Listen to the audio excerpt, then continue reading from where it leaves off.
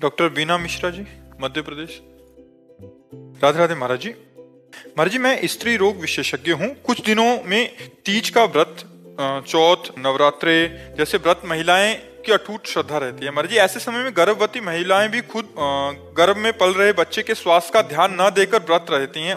नहीं नहीं नहीं नहीं नहीं नहीं रहना चाहिए, क्योंकि उस समय आपके ही खान पान से बच्चे का पोषण होता है। जब गर्भस्थ शिशु होता है वो माँ के ही खान पान व्यवहार से पोषित होता है। तो अगर आप व्रत रहेंगी तो उसको पोषण तत्व नहीं मिलेंगे।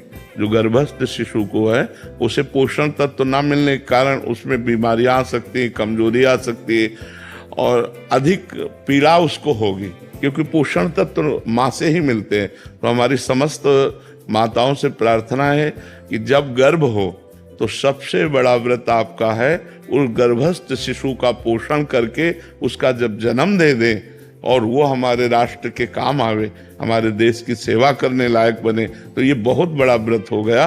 तो उस समय हमें लगता है कि जैसे निर्जला व्रत है या इस तरह के व्रतों का अनुष्ठान न करें, क्योंकि वो गर्भस्थ शिशु का पोषण माँ के ही खान पान से होता है।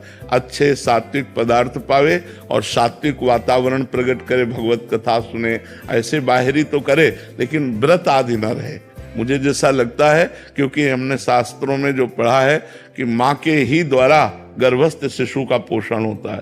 तो अगर आप 9 दिन व्रत रहेंगी तो उस गर्भस्थ शिशु को वो पोषण तत्व तो नहीं मिलेंगे। तो इसलिए अब जैसे करवा चौथ आती है, उसमें माताएं बहनें निर्जला रहती हैं। अब गर्भस्थ शिशु को यदि नहीं पोषण तत्व मिलेंगे तो व्याकुल हो जाएगा ना, परेशान हो जाएगा। वो प्रतिक्षण जो नाभि में नली होती है वो माँ के ही उस शारीरिक नसों से जुड़े होती है, जिससे पोषण तत्व उसे जाता रहता है। जैसे नाल कहते हैं ना, नाभि से, हाँ, वो पोषण तत्व जाता रहे। प्रति घंटे जो माँ खाती पीती है उसी से उसका सार तत्व निकल करके उस गर्भस्थ शिशु का पोषण करता है। तो हमें लगता है कि माताओं को बाहरी आराधना करनी चाहिए, जैसे भगवान नाम कीर्तन है, पाठ है, पूजा है, ये सब करे, लेकिन खान पान में अपने लिए तो संयम कर सकते हैं, लेकिन उस गर्भस्थ शिशु के पोषण के लिए जैसे हम औषधि आवश्यक है ऐसे वो भोजन आवश्यक है, पोषण तत्व आवश्यक है उस बच्चे को। तो हमें लगता है उन दिनों व्रत नहीं रहना चाहिए। जी महाराज जी, रेणु साहू जी, ये किसी अन्य का प्रश्न है। कह रहे हैं कि क्या महिलाएं हनुमान जी का व्रत रख सकती हैं? महाराज जी, बहुत सारे लोग कहते हैं कि नहीं रखना चाहिए। यदि आप भगवान मानते हैं तो हम भगवान के सब बच्चे हैं, चाहे स्त्री हो चाहे पुरुष हो। ये शरीर है लेकिन अंश तो हम भगवान के ही हैं। तो हम क्यों नहीं हनुमान जी महाराज की आराधना कर सकते? हम मानते हैं कि प्रगट रूप में जब हनुमान जी के श्री विग्रह पर बंधन वार आदि इन बातों को तो हम, लेकिन वो हमारे भगवान हैं तो हम हनुमान चालीसा पढ़ सकते हैं, हम उनका नाम जप सकते हैं, हम उनकी आराधना कर सकते हैं, हम उनको भोग लगा सकते हैं। हम बंधन वार आदि की बात नहीं कर रहे कि जैसे उनके शरीर के बंधन आदि, क्योंकि उनका एक परम ब्रह्मचारी स्वरूप भी है, परम ब्रह्मचारी स्वरूप है ना। तो इसलिए जो निषेध करने वाले जन है उसी ब्रह्मचारी को लेके हैं कि वो पर वो भगवान है, वो कोई मनुष्य थोड़ी है, स्वयं शंभु है, स्वयं शंकर भगवान है कि नहीं, प्रसिद्ध है ना, स्वयं शंकर है, 11वें रुद्र का अवतार है।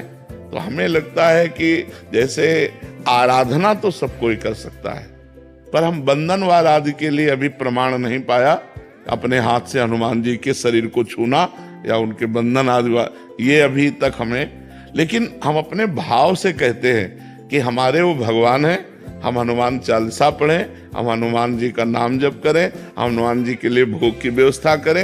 ये मान लो घर में हनुमान जी विराजमान तो रसोई बनाकर बढ़िया सुंदर भोग लगावें, ये सब हम हनुमान जी की आराधना कर सकते हैं। लेकिन बंधनवार चढ़ाना आदि ये हमें प्रमाण नहीं मिला, इसलिए हम इस विषय में हाँ नहीं कह सकते। बकाया आराधना तो की जा सकती है क्योंकि वो हमारे भगवान है। महाराज जी, आरती कर सकते हो? हाँ, भोग बनाइए, भोग लगाइए, आरती कीजिए। उनका जो श्रीअंग सेवा है उसके लिए, हाँ, उसके लिए हम नहीं कह सकते, क्योंकि उनका एक परम ब्रह्मचारी स्वरूप है।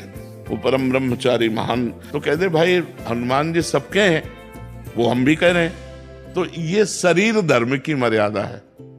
तो हम शरीर धर्म की मर्यादा के अंतर्गत कहते हैं कि बंधनवार चढ़ाना आदि जो हनुमान जी का है वो हमने कहीं नहीं पढ़ा कि माताएं बहनें चढ़ाएं, लेकिन हम भाव से कह रहे हैं कि हनुमान चालीसा पढ़ना, नाम कीर्तन करना, भोग समर्पित कर देना, आरती कर देना, ये निषेध है। उनके श्रीअंग की सेवा के लिए हमने कहते हैं ये बात। बजरंगबाण रोज पढ़ा जा सकता है? भगवान का यश मान करके क्यों नहीं किया जा सकता? लोग बोलते हैं कि बजरंगबाण रोज नहीं पढ़ना चाहिए। अगर हम भगवान का यश गान कर रहे हैं, हमें कोई अनुष्ठान थोड़ी कर रहे हैं कि हम बजरंग बाण का प्रयोग किसी के प्रति अनुष्ठान कर रहे हैं, हम तो भगवान का यश गान कर रहे हैं। जय जय हनुमंत, उसमें जिसमें वर्णन तो जय जय हनुमंत है ना, उनकी जय जयकार कर रहे हैं, उनकी महिमा का वर्णन कर रहे हैं। और सबसे बड़ी बात है, अगर ये माना जाए तो बजरंग बाण का सही प्रयोग है भव रोग का नाश। जो भव रोग है उसका नाश। शरीर रोग तो नाश एक साधारण बात है, भव रोग नाश है रोग हरे सब पीरा जपत निरंतर